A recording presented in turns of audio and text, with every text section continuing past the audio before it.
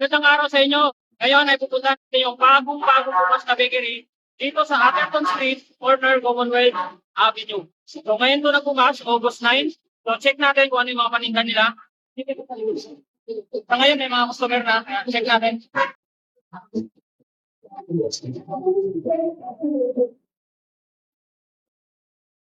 Kung makikita nyo naman ngayon, no, may logo. Ibig sabihin niyan, opening ng isang negosyo.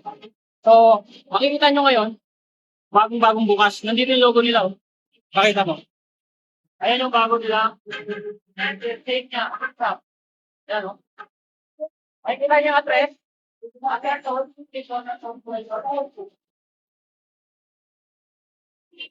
Ayan o. Ito yung mga paninda nila. Ang dami o.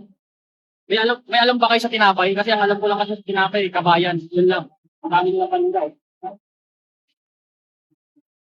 Ito may mga panis. Yan.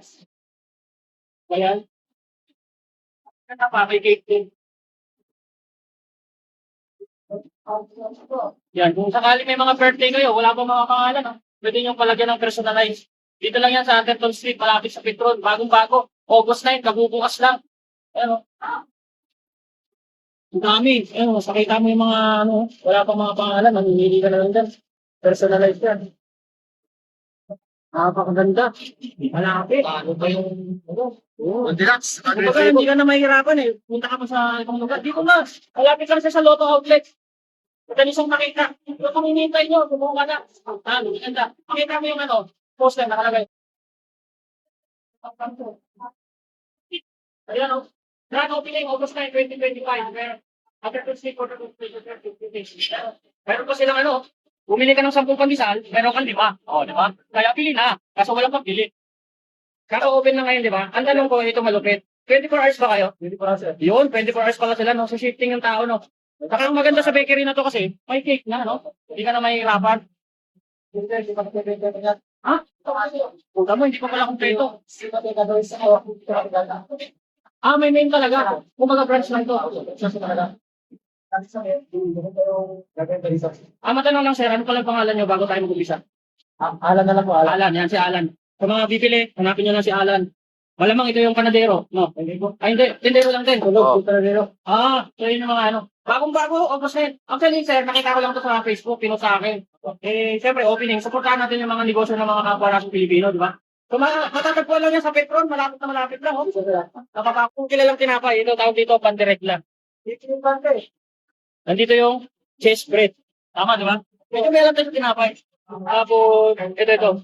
Pandiwa. Spanish bread. Wala daw alam, pero maraming alam. Ano, bilhin tayo?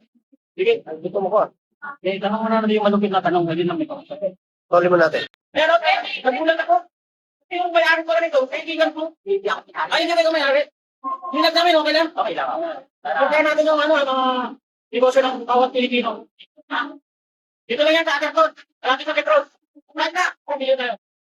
Ay, may tanong siya. May critic pa ba? Kasi kung wala, bibili na lang kami. Bibili na lang. Yung pandesal. O may disima. Yun na lang. So, kasi opening ngayon, bibili tayo na. Yung pandesal nila. Ano, pandesal? Pandesal na lang. Kasi may libre lima daw eh. Oh, sige, pandesal. Ayan o. So, 100. Ay, hindi. Hindi 100. Ano lang? Yun, 10 pesos lang. Ngayon lang yan. Ito na, hindi na. Okay. Pero pwede, ang lima dito. Pwede. Take niya. Yan o.